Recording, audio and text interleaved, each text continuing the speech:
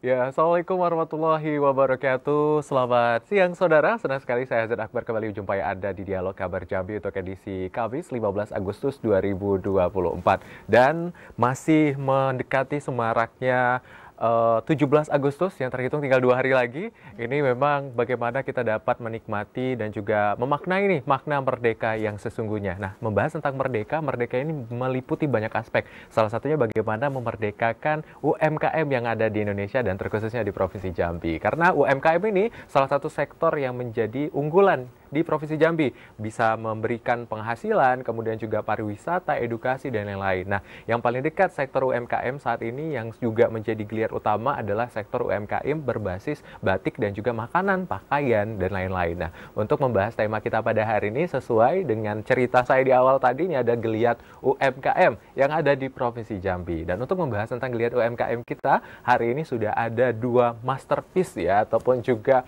sudah menjadi suhunya nih di bidang masing-masing. Saya akan sapa terlebih dahulu. Yang pertama ada Ibu Nilawati.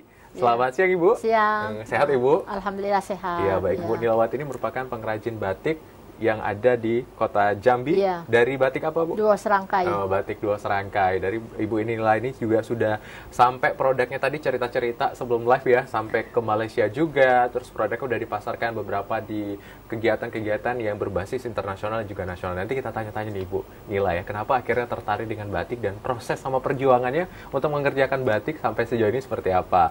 Dan untuk menemani Ibu Nila nih, ini juga ada Ibu Ade Nadia ya, selaku pendiri Batik Nadia ya Bu. Ya, selamat siang Ibu. Siang. Sehat Bu? Sehat, alhamdulillah. Wah, ini nanti 2 orang super hebat ini ya terkait dengan kerajinan batik. Kita akan bercerita. Siapa tahu nih dari pemirsa, kemudian juga nanti penonton tertarik ingin berkecimpung di bidang UMKM batik ya. Langsung nih bisa tanya-tanya dan ngobrol juga. Dan untuk hari ini saya tidak hanya ditemani 2 pemirsa. Saya ada 1 narasumber kita yang langsung dari Kabupaten Kerinci atau Kerinci nih. Ada Bapak Gunariyadi, pelaku UMKM kopi dan parfum. Halo, selamat siang Pak. Selamat siang Pak. Selamat siang TVRI. Senang kita berjumpa siang hari ini. Pak Yadi, apa kabar? Ya. Apa kabarnya Pak Yadi? Ya, kabar baik nih dari Kerinci nih. Wah, gimana nih cuaca di Kerinci saat ini? Hujankah, panas atau seperti apa Pak? Kemarau berkepanjangan ini. Belum ada titik hujan, mudah-mudahan hujan dalam waktu dekat ini. Amin. Ya, jadi nanti kita akan berbincang juga nih dengan Pak Yadi yang salah satu produknya ini udah sampai ke internasional juga, omsetnya udah bukan main-main lagi nih. Kalau sama Pak Yadi ya, nanti kita akan cerita nih, siapa tahu dapat tips and trick gimana membuat UMKM bisa berdiri dan juga terus sustainable ya Pak ya. Iya, berkelanjutan kita. Berkelanjutan, benar sekali. Dan untuk saudara serta pemirsa yang ingin bergabung bersama kami dan langsung nanti berbincang dengan narasumber kita pada hari ini, langsung saja di 0741600385 atau di 0811 7433133. Nah, kita kenalan dulu. Kalau kata peribahasa kan tak kenal maka tak sayang ya. Biar saya makin sayang sama Bu Nila ya. Bu Nila, boleh diceritain dulu gak Bu Nila? Gimana akhirnya Bu Nila nih tertarik dengan batik, kemudian juga aktivitas Bu Nila nih selain ibu rumah tangga kan, ini ibu-ibu hebat nih berarti kan, superwoman gitu. Nah, seperti apa, boleh cerita gak Bu? Kalau tertarik batik tuh ya asalnya tuh kan dari keluarga semuanya pembatik gitu. Jadi dari sekolah itu sudah bisa membatik. Jadi lihat-lihat orang tua setiap hari membatik, disitulah timbulnya cinta batik itu. Jadi memang udah dari sekolah? Ya, saya masih sekolah tuh, orang tua kan profesinya batik itu. Jadi setiap hari kita pulang sekolah kita lihat batik, ya otomatis kan langsung terinspirasi gitu. Jadi sudah tidak heran lagi ya? Padahal untuk usaha-usaha lain sudah pernah kita coba sih, tapi kayaknya batik lah yang lebih dominan gitu, yang paling mendukung lah gitu. Karena udah mendarah daging ternyata pemirsa ya, udah dari warisan keluarga sampai saat ini. Kalau boleh tahu sudah dari tahun berapa? Kalau orang tua tuh sudah lama sih, cuman kalau untuk saya pribadi itu sejak tahun 2010. Itu awal merintisnya. Awal merintisnya, berarti kalau ditambah dengan orang tua mungkin udah dari 90-an, 80-an ya Bu? Iya, lebih? Iya, dari nenek juga dulu berarti? nenek enggak, dari mama. Dari orang tua mama. Wah, Iya, keren-keren nih. Jadi memang sudah apa istilahnya, sudah berkecimpung di dunia batik yang bukan sesuatu yang baru, bahkan dari kecil nih. Nah, Bu Nila sudah menemukan bakat dan minatnya ya di bidang perbatikan. Nah, waktu itu akhirnya, oh ini ternyata orang tua saya suka batik, saya juga ikut batik, atau seperti apa, Bu? Saya waktu itu coba-coba. Oh, coba-coba. Coba-coba. Jadi bilang apa, bisa dibilang itu jadi karyawan orang tua lah gitu. Ambil upahan gitu, nembo atau apa gitu. Jadi uang itu saya kumpulin lama-lama tuh, kalau lagi sekolah tuh kalau punya uang sendiri tuh enak gitu. Mau beli apa itu nggak minta-minta lagi gitu. Jadi disitulah awal mulanya inspirasinya. Ini keren nih. Jadi memang sebenarnya ketika punya ide usaha dan bisnis, dibandingkan mungkin juga membuka peluang usaha untuk kerjaan orang lain gitu kan, benar, bisa dari keluarga sendiri. Nah, berhubung dengan keluarga, kita ke Bu Nadia nih. Kabarnya juga terinspirasinya dari keluarga. Benar. Jadi ini memang lingkungan pembatik gitu ya. Memang udah mendarah daging. Bu Nadia, kesibukannya apa dan akhirnya terinspirasi dengan batik ini sejak Kalau apa? saya sih kesibukannya selain ibu rumah tangga juga sebagai seorang pembatik gitu. Inspirasinya ya dari keluarga suami gitu. Awal-awal mulanya kan lihat-lihat dulu pas perkenalan sama suami kan, kok sama keluarganya pembatik semua gitu kan, kok asik dilihat-lihat. Awal-awalnya ya kita lihatlah, coba-coba gitu kan. Awal pas nikah memulai 2005 tapi nggak sehebat sekarang, se-booming sekarang kan batiknya gitu. Di 2010, 2011 batik booming, kita ikut lagi naikin batik lagi. Zaman itu alhamdulillah sampai sekarang. Wah, ini yang paling keren bisa ibaratnya tuh bisa menambah pundi-pundi cuan. Nah, Yang penting cuan sekarang ya, karena memang kalau misalnya ide usaha dan bisnis mungkin pemikiran atau konsep lama kan, ketika bekerja itu adalah kita di suatu organisasi, di suatu tempat dari pukul berapa sampai pukul berapa. Tapi kalau sekarang konsep berwirausaha itu sudah menjadi konsep awam gitu ya. Jadi kalau misalnya mau kerja ya tinggal dari rumah juga bisa. Ya, gitu. Buat batik udah jadi cuan ya. Nah, nanti kita tanya-tanya lagi nih, akhirnya bisa sustainable bertahan sampai saat ini. Nah, kita ke Pak Yadi. Halo Pak Yadi. Ya, Pak Yadi, mohon izin, mungkin suaranya boleh diaktifkan terlebih dahulu Pak Yadi. Oh ya? Iya, baik. Nah, Pak Yadi, tadi udah dengar nih dua ibu-ibu super woman ya, yang dari Provinsi Jambi, Kota Jambi. Nah, katanya nih Pak Yadi juga selaku inspirasinya Bu Nila nih, karena kolaborasi juga kenal ya Bu Nila ya, dan sering untuk hal-hal lainnya. Nah, Pak Yadi, kenapa akhirnya tertarik, terus latar belakangnya, apakah memang dulu pecinta kopi dengan parfum, atau seperti apa Pak Yadi? Ya, Assalamualaikum warahmatullahi wabarakatuh. Waalaikumsalam warahmatullahi wabarakatuh. Salam buat semua, buat teman saya juga itu, dua serangkai. Bu Nila ya, nah, saya di Kerinci nih. Gini Bang, ya. Di Kerinci ini kan mayoritas perkebunan kopi sama kayu manis gitu. Jadi kita ingin meningkatkan, kalau dijual komoditas ini profitnya sangat kecil sekali gitu. Jadi saya berpikir bagaimana kopi ini bisa dimodifikasi menjadi yang lebih kreatif, sehingga profitnya bisa meningkat berkali-kali lipat gitu. Jadi kalau kita hanya bisnis komoditas, beli biji kopi, jual biji kopi, itu profitnya kecil gitu. Nah, maka kita coba buat inovasi. Kopi itu kita roasting, kemudian kita kasih wangi-wangiannya, kemudian kita kemas dengan karung goni, kita naikkan brandnya dengan kopi Kerinci. Nah, ini kita lemparkan ke pasar. Nah, ini alhamdulillah ya namanya profitnya ini bisa berkali-kali lipat gitu. Dan masyarakat kita bisa terbantu dengan naiknya harga kopinya. Nah, itu ide awalnya, Pak. Baik, ide awalnya memang luar biasa ya, melihat dari barang yang ada di lingkungan ya Pak Yadi ya. Kemudian juga hal-hal yang bisa meningkatkan profit dan keuntungan. Nih, kalau misalnya lebih dalam lagi Pak, kalau melihat kan tadi memang lingkungan dan yang lain, motivasi awalnya, memang apakah ide bisnisnya dari awal sudah di kopi sama parfum ini, apakah memang ide bisnis yang lain-lainnya sempat dijalankan? Ya, kita berawal dari tahun 2018 ini. 2018 ini kita coba inovasi seperti ini karena di Kerinci ini ada konsepnya itu bagi hasil sama anak ladang atau kebun. Jadi kita petani kopi ini tidak mendapat kebagian yang lebih besar gitu.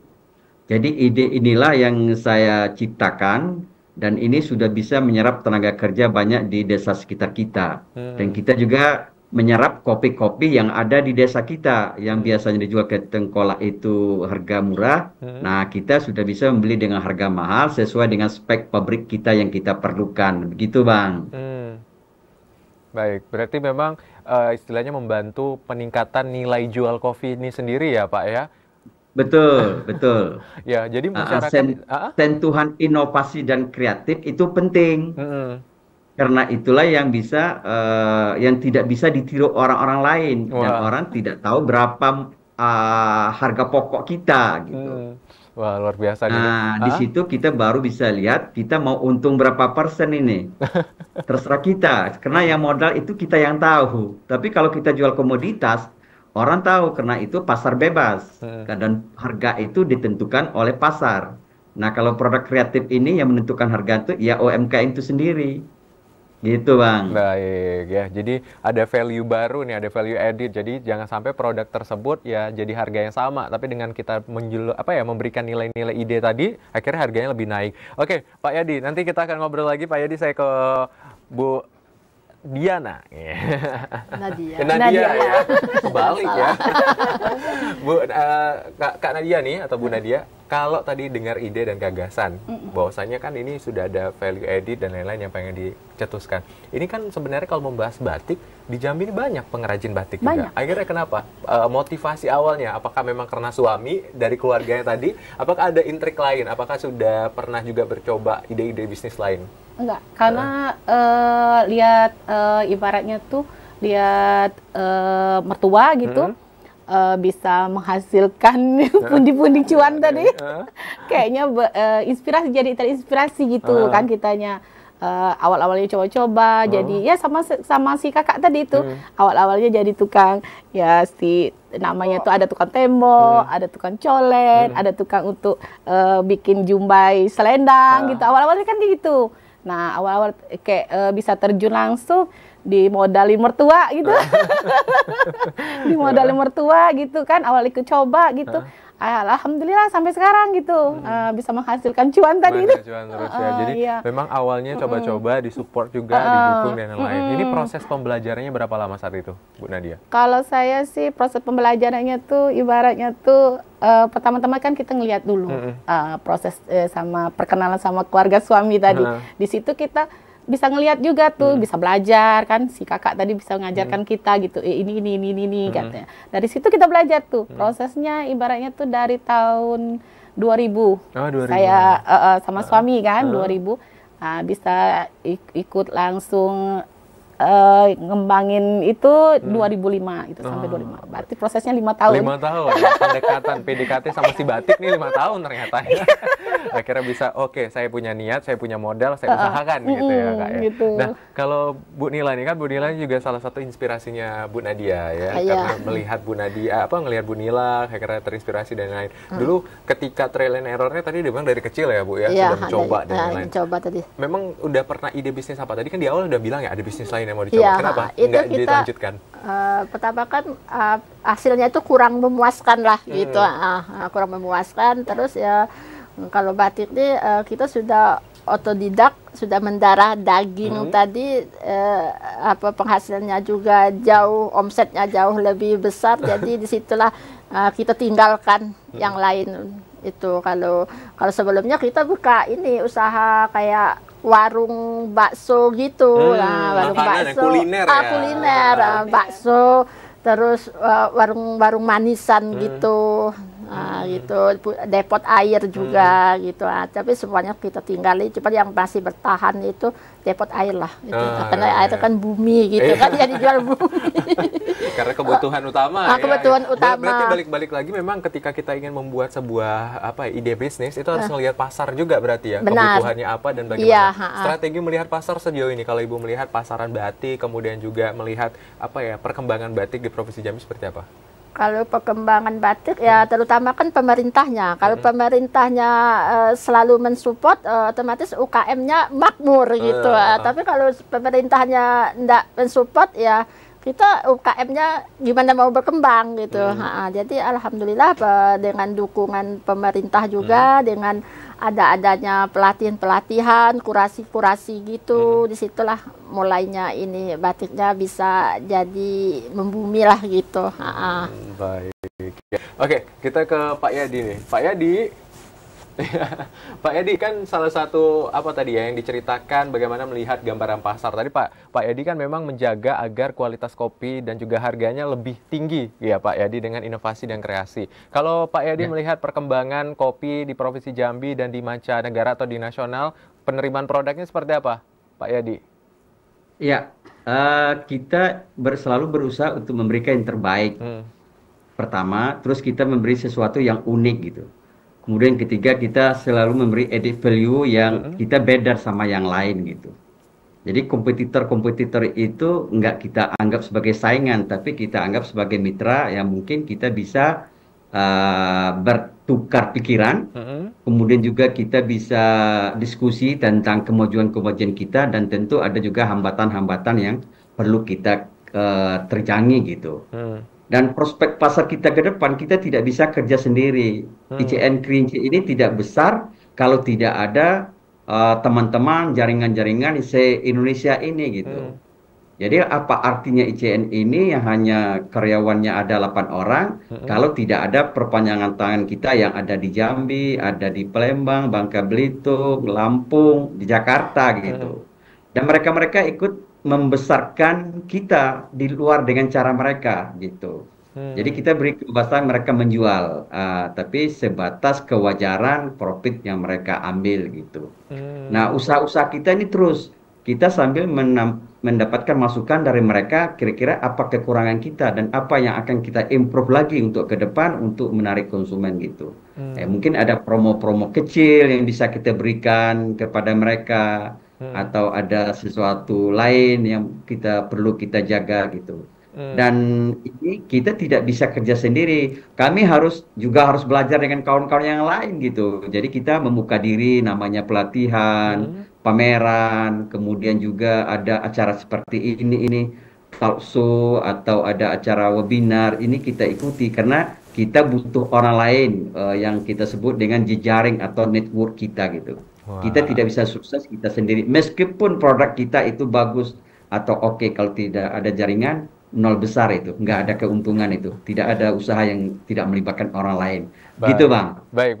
Ini menarik ya, membahas tentang networking atau jejaring dalam ide bisnis dan usaha. Nanti kita akan perdalam lagi ya, Pak Yadi ya, dan juga Bu Nila dan juga Bu Ade. Ya, panggilnya Bu Ade ya ternyata. Bu Ade. Baik, nanti kita akan berbincang lebih lanjut lagi. Usai jeda, saudara masih penasaran gimana nih geliat UMKM yang ada di Provinsi Jambi? Tetap di Dialog Kabar Jambi.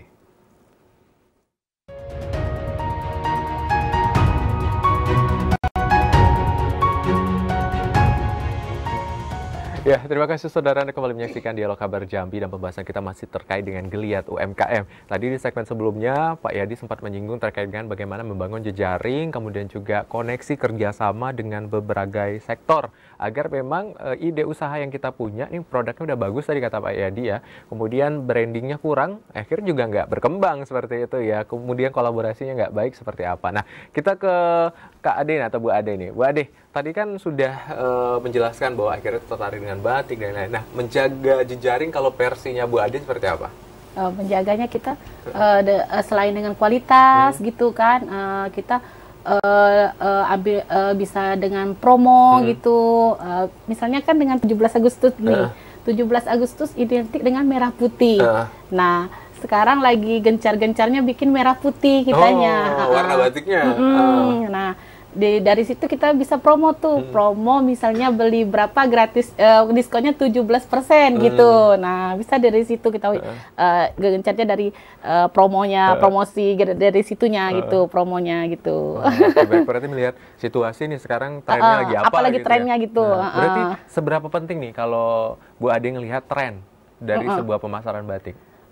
Kalau tren tuh ibaratnya tuh kita tuh Jambi ini identiknya dengan warnanya hitam, merah gitu, kayak kuning gold gitu. Tapi kan kita mau ada sih yang mau gitu warna beda gitu.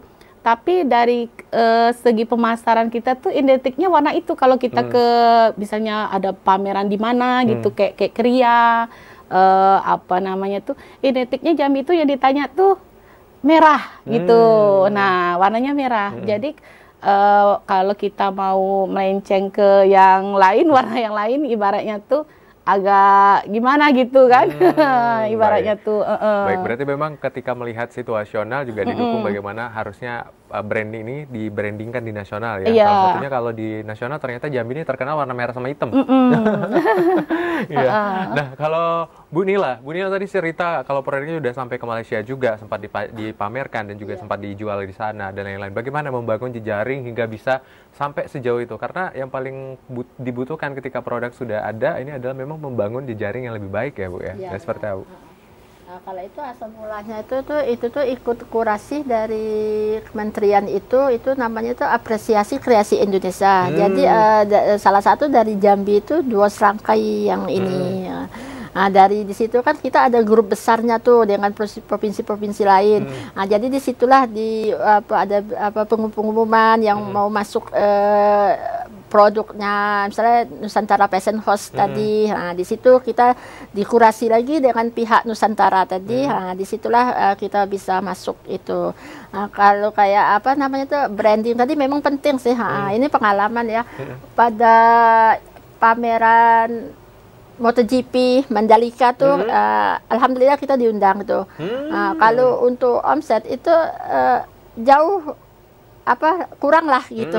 Cuman sepulangnya dari situ itu brandingnya itu lebih naik lagi gitu. Nah, jadi kecil memang branding itu memang penting lah, branding kualitas juga gitu kata Pak Gun tadi kan. Itu memang saling mendukung lah itu. Baik, berarti selama ini Bu Nila kan sudah dari 2010 kemudian sampai saat ini dan juga sebelumnya sudah merintis juga. Bagaimana menjaga kualitas dari produk kita? Karena memang ketika ada nih istilahnya FOMO ya kalau anak-anak sekarang ya, pas lagi viral wah mau coba mau pakai dan lain, tapi ternyata ketika dicoba sama yang lain tidak seviral yang dikatakan gitu. Ini gimana sih jaga produk itu tetap stabil ketika memang lagi rame maupun sepi, produknya tetap bagus gitu Bu? Itu gimana? Nah, itu di bagian produksi. Nah, kita selalu memperhatikan kualitas bahan baku yang kita gunakan. Misal kita biasa tuh pakai bahan baku tipe A, nah, terus bahan tipe A ini putus, nggak ada, kita tahan nggak produksi, kita tunggu bahannya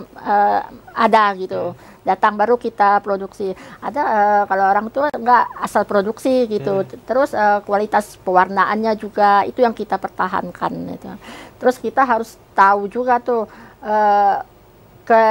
kekurangan kompetitor itu apa gitu. Nah, itu kita cari tahu intinya. Kalau kita sama-sama ini kan, kalau sama tuh otomatis kan saingan tambah ketat gitu. Jadi kalau kita beda dari yang lain, insya Allah gitu. Berarti harus strateginya harus lihat pasar ya. Lihat pasar. Model pasarnya seperti apa yang tidak dimiliki oleh kompetitor kita bisa menghadirkan. Atau sebaliknya. Dan contohnya kayak amati tiru modifikasi lah ya. Iya, modifikasi. Modifikasi. Oke, kita ke Pak Yadi. Pak Yadi, tadi kan membahas tentang menjaga kualitas, kemudian juga brand ini agar memang terus stabil gitu di pasar dan lain-lain. Seperti apa nih Pak Yadi menjaga kualitas dari produk dan juga barang yang ditawarkan? Ya, Bang, kita selain Perpum Kopi juga ada kopi bubuk. Jadi brand kita tuh G Royal Kopi gitu. Nah, kita harus memiliki SOP, standar proceeding operasional. Misalnya SOP untuk pembelian bahan baku. Nah, kita harus punya konsisten kalau bahan baku itu harus kita beli dengan yang berkualitas gitu. Misalnya performanya, kemudian kadar airnya, kemudian kadar sampah, dan kita punya alat untuk mendeteksi kadar air, karena ini menyangkut dengan hasil akhir produk yang kita berikan gitu. Kemudian juga kita harus menerapkan SOP produksi ya, misalnya pembuatan bubuk kopi, tingkat panas apinya itu harus mencapai sekian derajat Celcius gitu. Lama waktu pemanggangan itu sekian jam gitu. Ya, kemudian ada lagi kegiatan untuk pendinginan gitu, supaya terjadi keseimbangan suhu dan gas-gas yang ada dalam kopi itu bisa keluar. Nah, kalau gas masih terkurung, ini kopi menjadi tidak enak gitu dari hasil penelitian kita. Dan SOP-SOP itulah yang harus kita kembangkan terus di pabrik kita.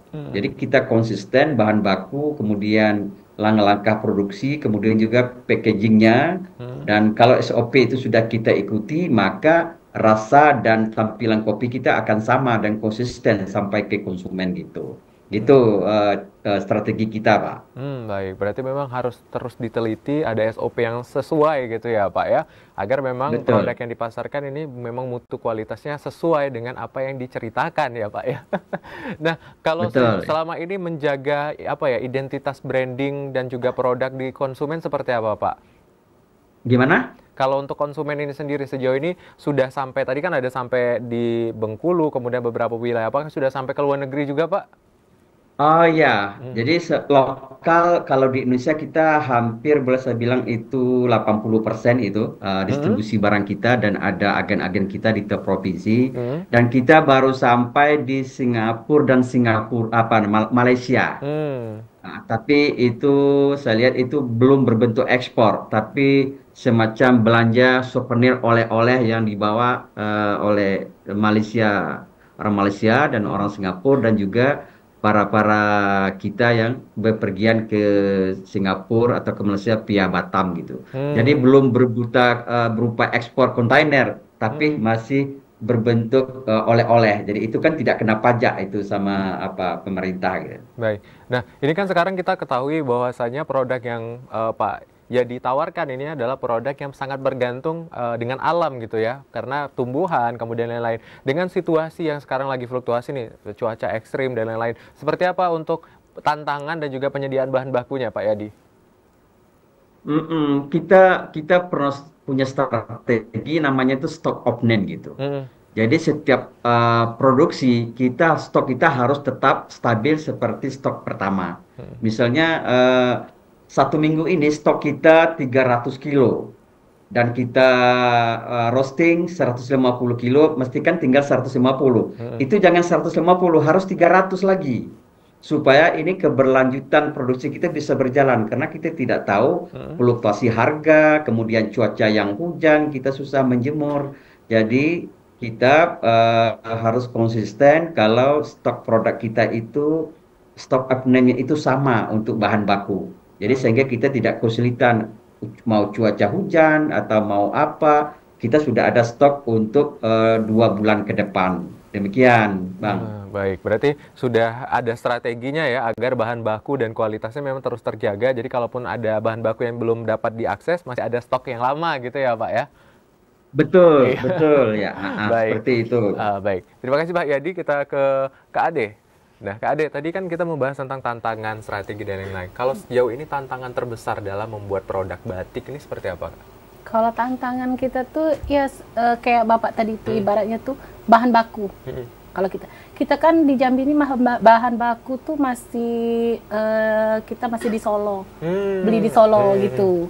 Ya, tantangannya kayak Kak Nila tadi tuh, semisalnya yang kita inginkan yang si barangnya kita pakai yang si A, tiba-tiba yang di Solonya kosong gitu kan. Nah, jadi kita produksinya tuh agak menunda ya, ibaratnya tuh. Berarti memang lebih memilih untuk menunda dibandingkan memaksakan. Karena gitu ya? Kita ibaratnya tuh kalau misalnya mau ganti barang brand yang lain gitu kan, nanti kita di ibaratnya tuh nggak sama dengan brand yang kita awal bikin gitu kan. Nah, pasti ada nanti ada kekecewaan si pembelinya gitu sama kita kan. Baik, gitu. Berarti memang ini garis merah yang saya tangkap adalah menjaga kualitas ini terkait dengan WOM ya. Jadi word of mouth. Jadi kalau dari mulut ke mulut itu juga strategi pemasaran yang bagus gitu ya. Tidak hanya lewat ke akun-akun atau media dan lain-lain gitu. Ternyata menjaga kualitas juga akhirnya branding lebih tinggi. Kayak si Pak Gun tadi kan, ibaratnya oleh-oleh gitu. Nah, barusan kayak dari ada dosen Unja mau ke Kamboja, belinya sama kita dulu oleh-olehnya gitu. Kalau Jadi- ekspor belum Oh, gitu. kalau ekspor belum. Tapi kalau misalnya produk-produk ini berarti udah jauh ya sampai ke Kamboja. Sejenisnya kayak Pak Gun tadi oleh-oleh gitu. Udah jauh juga berarti kan udah dibawa dan juga dipakai sama negara Iya, lain. iya, Keren itu ya iya, berarti. Nah, kalau Bu Nila nih, Bu Nila kalau untuk strategi pemasaran, mungkin ada inspirasi bagaimana menjual. Apakah memang menjual secara langsung atau juga sekarang pakai platform media dan lain-lain? Paling kita ada IG-nya itu khusus IG inilah bisnis lah gitu. Di outletnya langsung juga ada. Tapi kebanyakan sekarang tuh sudah canggih ya, sudah mulailah meraba yang online gitu, yang belanja lewat online gitu. Jadi karena belanja online ini sangat-sangat terbantu gitu. Sangat terbantu memang sangat terbantu gitu. Yang betul-betul sangat terbantu gitu. Iya. Nah, saya dengar juga nih Bu Nila sama Kak Ade baru pulang juga dari luar kota memberikan materi. Memang berarti sering menjadi narasumber dalam pengrajinan batik juga, Bu? Iya, Nah, boleh cerita nggak Bu Nila? Akhirnya sudah pernah kemana, sudah membantu UMKM mana aja untuk bisa berkembang dan menjadi lebih baik? Kalau untuk membantu UKM tuh masih sekitaran Jambi itu, batas kabupaten lah gitu, kayak ke Bungo, ke Tanjab gitu, ke Muara Jambi gitu. Itu kita dalam setahun itu pasti adalah diundang untuk berbagi ilmu lah gitu, bukan jadi narasumber ya, berbagi ilmu itu.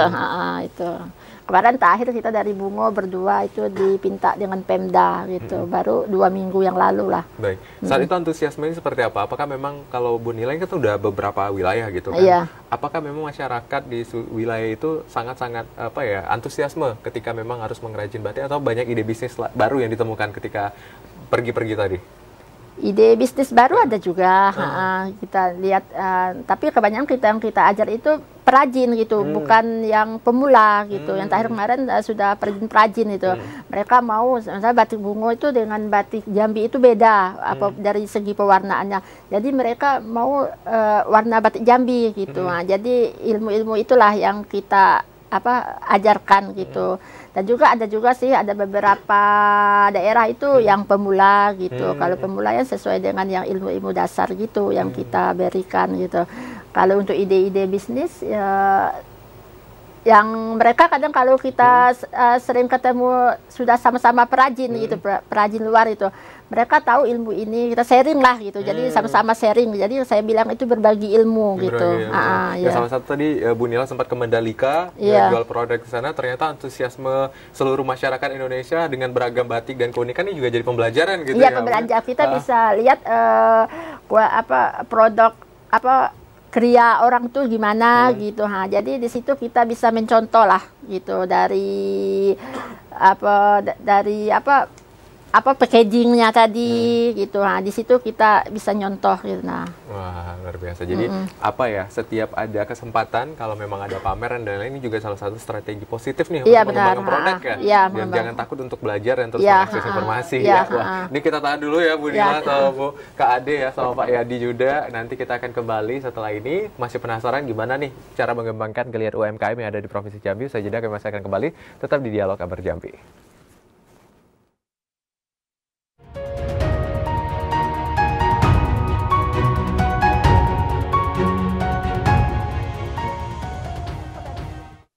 Ya, terima kasih saudara kembali menyaksikan Dialog Kabar Jambi, dan pembahasan kita sudah masuk di segmen ketiga yang artinya nih untuk penonton atau pemirsa yang ingin bertelepon dan juga langsung ngobrol dengan narasumber kita langsung saja di 0741 6385 atau di 0811 743 3133. Nah, kita ke Pak Yadi atau Pak Gun. Pak Gun, tadi kan sudah membahas tentang bagaimana pengembangan produk dan lain-lain. Nah, harapannya ke depan ini apakah ada strategi yang ingin dilakukan untuk mengembangkan si produk ini jadi lebih luar biasa lagi, jangka panjang dan lain-lain, seperti apa, Pak? Ya, saya melihat bahwa edukasi konsumen itu juga harus kita lakukan supaya konsumen kita itu lebih pintar dan lebih cermat untuk melihat produk-produk ke depan gitu. Nah, sekarang sudah ada regulasi untuk keamanan pangan misalnya, udah harus pakai halal, kemudian juga harus ada izin SNI, kemudian ada lagi yang lebih tinggi lagi GMP. good managing practice dan itu. Dan kemudian kita UMKM ini harus siap-siap gitu. Karena ke depan mungkin kita semua sudah digital gitu. Dan promosi kita mungkin sudah pakai AI gitu. Jadi kita sudah UMKM ini harus siap semua perangkat-perangkat kita gitu.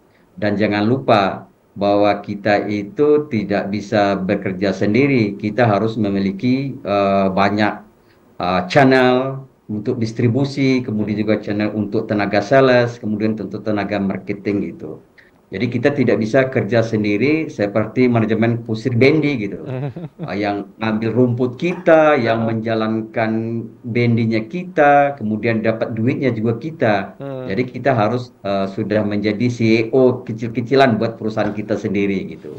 Demikian, Bang. Berarti memang pola organisasi sudah dibentuk walaupun dari yang kecil ya, Pak ya, sudah harus dimaksimalkan gitu ya. Nah, kalau dalam waktu dekat ada target pengembangan pasar nggak, Pak? Ada wilayah-wilayah tertentu yang menurut Bapak ini jadi strategi nih untuk dipasarkan? Jadi saya lihat di Sumatera kita ingin paling tidak 50-60% produk kita sudah masuk di Sumatera gitu. Walaupun sekarang kita sudah sampai juga ke Papua gitu, jangkauan ke perusahaan-perusahaan tambang yang butuh kopi gitu. Mereka kesepian di dunia tambang itu sunyi, perlu kopi gitu. Tetapi kita juga ada kendala-kendala bahwa tidak semua di daerah-daerah itu kita punya link gitu, punya kolega gitu. Dan bagi kolega-kolega kita yang ada di masing-masing provinsi, kita bisa connect gitu. Kita bisa kerjasama untuk bisa sebagai distributor, mungkin bisa sebagai reseller, atau sebagai penjual lepas gitu. Dan kita juga sedang mengoptimalkan penjualan di marketplace gitu. Jadi ICN ini di samping jual offline juga online, tetapi kita lebih banyak mensupport kawan-kawan yang dekat dengan di bandara gitu. Karena nyangkut ongkosnya lebih ringan. Nah, ketimbang saya ini jual misalnya di Shopee, di Bukalapak, itu ongkosnya lebih mahal daripada harga produk saya. Jadi maka saya optimalkan kawan-kawan yang ada di Jambi, di Bungo, kemudian di Pangkal Pinang yang dekat dengan bandara, mereka bisa menjual dengan harga murah karena ongkirnya murah. Kalau tempat saya ini ya main kargo gitu. Jadi lebih mahal. Misalnya harga produk kopi saya 15.000, ongkirnya 42.000, wah. Konsumen kita senyum-senyum kalau harga kopi itu mencapai harga 70.000. Jadi strategi saya adalah saya hanya sebagai dropship kepada kawan-kawan yang ada di kota Jambi, ada di Bungo, ada di Pangkal Pinang, Lampung, Palembang. Mereka lah yang harus kreatif untuk menjual di marketplace gitu. Walaupun saya ada di marketplace, tapi saya hanya untuk promosi dan mungkin tidak fokus utama tidak pada penjualan. Karena di situ ongkir untuk kerinci ini mahal untuk keluar daerah. Jadi inti saya adalah saya harus memelihara kawan-kawan yang ada di Jambi, yang dekat dengan bandara dan ringan di ongkos kirimnya. Itu rencana saya ke depan lagi dan sedang saya laksanakan sampai hari ini. Baik, Pak. Terima kasih. Ya, baik. Nih, Kak Ade dan juga Bu Nila, kalau membahas tentang tadi kan sudah ada pasarnya, Bu Nila juga udah sempat sampai ke Mandalika waktu itu mewakili Provinsi Jambi selama 7 hari ya. Nah, kalau misalnya terkait dengan dukungan, yang itu kan adalah dukungan yang diberikan, dukungan bantuan dari pemerintah untuk UMKM di Provinsi Jambi dan terkhusus untuk Bu Nila sendiri seperti apa sejauh ini? Kalau dukungan dari pemerintah itu sudah cukup baik lah gitu. Kita sudah cukup merasakan lah hasilnya gitu. Seperti kayak bantuan pelalatan batik itu untuk bak pencelupan itu canting-canting capnya itu. Yang paling penting itu kayak pelatihan. Pelatihan itu kan menambah wawasan. Kalau untuk di Jambi itu kan kalau untuk wawasan batik itu kurang. Jadi kita sering diikut sertakan pelatihan di daerah di Pulau Jawa gitu, di Solo atau di mana gitu. Itu sudah luar biasa lah pemerintah mendukung UKM gitu. Berarti sudah lebih banyak pelatihan juga diberikan ya? Sudah. Terakhir berarti sampai ke Solo juga untuk dapat akses ilmu baru? Iya, tahun kemarin itu di daerah Pekalongan. Itu memang penghasil batik studi, di Indonesia. Studi banding lah gitu. Berarti itu adalah strategi yang sudah diberikan sejauh ini untuk Ibu dan juga teman-teman dari UMKM Jambi. Kalau dari Kak Ade, kalau melihat bantuan ataupun juga strategi program yang diberikan sama pemerintah sejauh ini seperti apa? Alhamdulillah gitu kan, sama kakak Nila tadi tuh bisa bantu kita kayak segi peralatan dari canting capnya. Kan beda tuh, ada kalau canting tulis kan beda lagi, canting cap beda lagi gitu kan. Nanti dikasih pembinaan gitu, kayak pelatihan tadi kita ada ke Solo, ke Madura, studi banding gitu kan. Kayak ada juga ada binaan dari Bank BI gitu, ada juga gitu kan, magang di sana, misalnya 15 hari kita di sana, kita dikasih ibaratnya tuh pelajaran gitu ke batik yang udah ibaratnya tuh udah gimana tuh udah maju gitu kan. Nah, jadi kita bisa tuh belajar dari situ buat produk kita, gitu. Nah, tadi kan di segmen sebelumnya Pak Gun juga sempat menyampaikan bahwa perlu adanya edukasi kepada konsumen dan cara menjaga komunikasi. Dan sejauh ini seperti apa strategi yang diterapkan agar dengan konsumen ini selalu dekat gitu? Karena kan kalau untuk cari konsumen baru susah ya, lebih baik mempertahankan konsumen yang ada dan menambah konsumen gitu. Nah, kalau dari Kak Ade gimana caranya? Caranya itu tadi tuh kita ibaratnya tuh lewat media sosial tadi tuh, ibaratkan kita tuh ada komunikasinya tuh. Nah, nanti kan kita bilang tuh ada promo gitu kan. Nah, segitulah ibaratnya tuh kita kasih ada harga yang spesial gitu. Nah, gitu ibarat tuh untuk memancing. Untuk memancing. Iya gitu. gitu. Tadi memang menjaga kualitas. Nah, kalau Bu Nila ada strategi sendiri nggak untuk menjaga pelanggan ini terus intens dan juga kalau bisa terus kembali gitu? Benar. Paling kita sering follow up lah, yang pelanggan itu kita tanya kabarnya apa gitu. Di situ nggak 10 yang kita follow up, paling ya 5 yang masuk ke jaringan kita jadilah gitu. Kita sering kayak itulah follow up lah gitu, yang paling penting gitu. Baik, berarti terus apa ya istilah menjaga komunikasi ya. Iya, terus kalau ada produk baru mungkin dikabarkan gitu ya. Jadi produk kita tuh kesannya produk yang ngangenin gitu. Oke, kalau udah kangen harus balik terus. Balik terus, benar. Kita penting itu menciptakan produk yang ngangenin itu memang agak susah, tapi ya lah. Proses tapi proses. Tapi banyak yang ngangenin lah. Ya, ngangenin. Ini masih batik kan jadi kangennya Bu ya? Iya, batik ya. Baik, Pak Gun, kalau untuk dukungan yang diberikan sama pemerintah sejauh ini dan juga kolaborasi yang dilakukan seperti apa Pak Gun? Sinyal agak kurang kuat. Gimana tadi Bang? Iya, kalau sejauh ini program yang diberikan bantuan dari pemerintah atau program-program khusus strategi dan kolaborasi seperti apa Pak Gun yang dirasakan? Oke. Jadi kalau kita sepakat, kalau UMKM itu adalah tulang punggung ekonomi Indonesia yang tak goyah oleh apapun. Sudah kita buktikan di COVID gitu. Jadi pemerintah ini sudah berada di tubuh UMKM ini. Saya sudah merasakan langsung di saat kita belum mampu, tidak tahu ya. Saya sebut ada lembaga pemerintah seperti Bank Indonesia Jambi, kita dibina, seharusnya kalau sekolah itu bayar mahal gitu kita 6 bulan kita di coaching sama bootcamp itu mereka, ditempa kita dari yang tidak tahu kita menjadi mampu gitu. Jadi 6 bulan itu kita diajarkan bagaimana bisnis yang baik dari hulu sampai ke hilir. Sistem keuangan, marketing penjualan, teknik berpromosi, itu. Ini luar biasa sekali ini kami dapat. Dan kemudian juga dari pemerintahan daerah, kemudahan-kemudahan yang kita dapatkan ini sangat luar biasa gitu. Mereka mengajak kita ikut pameran, kemudian ada program-program lain, webinar, kemudian juga ada kegiatan penyuluhan keamanan pangan gitu. Dan kita juga terima kasih kepada rumah BUM Pertamina gitu. Mereka itu luar biasa sekali. Jadi kita difasilitasi untuk kemudahan untuk mendapatkan izin usaha gitu.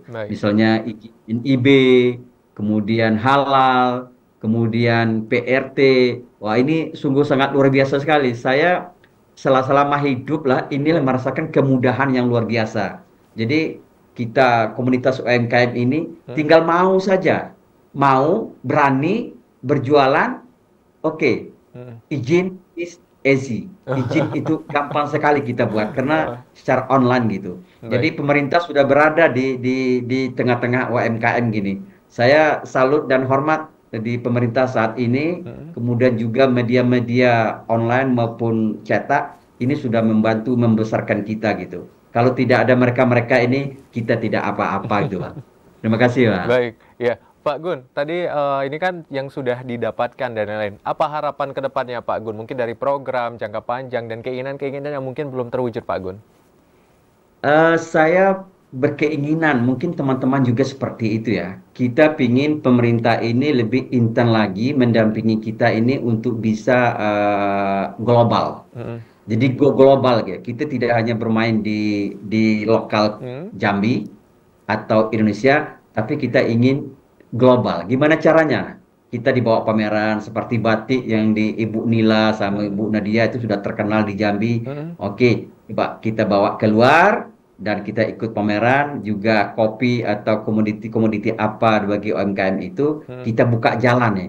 Kalau sudah kebuka jalan, sudah connect antara buyer sama produsen, ini pemerintah tinggal ngamati aja, biar kami yang berjalan, biar kami yang melakukannya. Seperti itu, Bang. Baik ya, terima kasih ya Pak Gun. Kita ke Kak Ade nih. Kak Ade, kalau kan tadi udah cerita nih memang bantuan udah banyak diberikan dan lain. Apa sih keinginan terbesar dan harapannya nih untuk produk Kak Ade sendiri dan juga mewakili suara UMKM lain nih yang ada di Provinsi Jambi?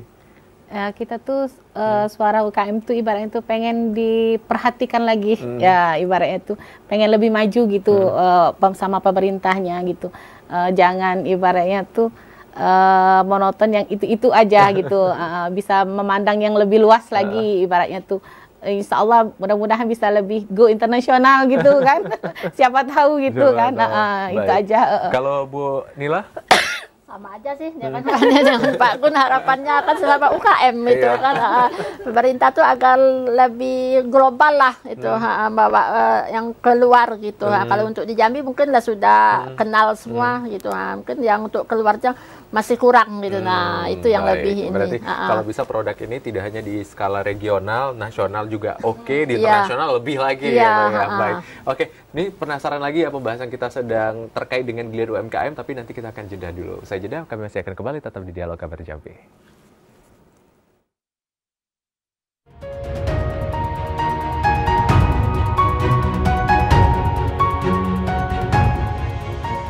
Ya, Anda kembali menyaksikan Dialog Kabar Jambi dan tidak terasa ternyata saudara kita sudah berbincang dari segmen pertama melihat geliat UMKM yang ada di Provinsi Jambi, kemudian tadi di segmen 2 dan 3 kita sudah mendengarkan bagaimana nih sebenarnya harapan, strategi dari pemasaran dan program yang dihadirkan nih dari 3 jenis UMKM kita sebenarnya kan. Karena batik ini ada keunikannya sendiri nih dari Kak Ade dan juga Bu Nila dan tadi ada kopi dan juga parfum. Nah, kita akan dengarkan nih closing statement atau penyampaian terakhir yang ingin disampaikan ataupun juga jadi himbauan nih untuk masyarakat. Singkat saja kita dari Pak Gun dulu. Pak Gun silakan Pak Gun, apa yang ingin disampaikan kepada masyarakat atau unsur-unsur terkait nih Pak Gun? Ya, terima kasih. Saya ingin mengajak, marilah kita bersama-sama ikut mendukung, membesarkan UMKM yang ada di Indonesia, di Jambi khususnya ya. Ini adalah tulang punggung ekonomi kerakyatan gitu. Kalau saja satu rumah tangga itu ada produk, berarti itu sudah menyerap minimal 5 orang tetangga sekitar itu sudah tertolong gitu. Kalau satu desa itu ada 20 pemuda yang punya usaha, berarti kalau dia bisa membawa 5 orang, berarti 50 orang sudah terangkut serapan tenaga kerja. Berarti tidak ada tenaga lagi yang menganggur di tiap-tiap desa gitu. Jadi saya ingin himbau kepada kita semua, marilah kita berbelanja dengan UMKM gitu. Besar UMKM berarti membesarkan warga negara kita yang ada di desa maupun di perkotaan gitu. Dan jadilah pembeli yang cerdas dan kemudian produsen ini harus komit. Kalau memproduksi harus jujur dan kalau dia berproduksi makanan harus hygiene dan sanitasi. Karena ini adalah makanan ataupun berupa jasa, itu adalah sesuatu yang kita berikan lebih baik. Semoga Allah memberkati kita semua dan rezeki kita berlimpah marwah. Demikian dari ICN Kerinci kami sampaikan. Terima kasih. Terima kasih banyak ya Pak Gun. Kemudian Kak Ade, apa yang ingin disampaikan Kak Ade? Sampaikannya tuh harapannya tuh bisa mengembangkan usaha lebih luas, bisa menambah ibaratnya tuh cuan tadi, pundi-pundi cuan tadi, juga bisa ibarat menambah angka pengangguran gitu. Lebih berkurang. Iya, gitu aja kalau saya. Wah, luar biasa. Kalau Bu Nila, kira-kira apa yang disampaikan pada pemirsa nih? Harapannya ya itu tadi, marilah kita belanja produk lokal. Jadi kita bangga dengan buatan Indonesia gitu. Dengan kita menopang produk lokal, otomatis kan tenaga-tenaga bisa menyerap tenaga kerja setidaknya yang di lingkungan sekitar usaha kita gitu. Nah, itu yang harapan saya gitu. Wah, luar biasa. Terima kasih Bu Nila, terima kasih Bu Ade dan juga Pak Gun yang sudah bergabung bersama kami di Dialog Kabar Jambi pada hari ini. Tadi pemirsa dan juga saudara, kita sudah mendengarkan bahwasanya begitu banyak tantangan dan juga hal yang harus dilakukan. Tetapi kembali lagi kita harus berani mencoba, berani untuk membuat sebuah produk. Ketika kita berani dan juga harus disertai dengan ilmu-ilmu dan bimbingan-bimbingan, ini kita bisa mewujudkan salah satunya sektor UMKM yang juga membantu untuk perekonomian yang ada di Provinsi Jambi. Tadi salah satunya juga yang disampaikan oleh Bu Nila, agar angka pengangguran yang ada di Indonesia ini juga bisa diturunkan. Saya Azad Akbar, wakil kerabat kerja yang bertugas, pamit undur diri. Wassalamualaikum warahmatullahi wabarakatuh dan sampai jumpa.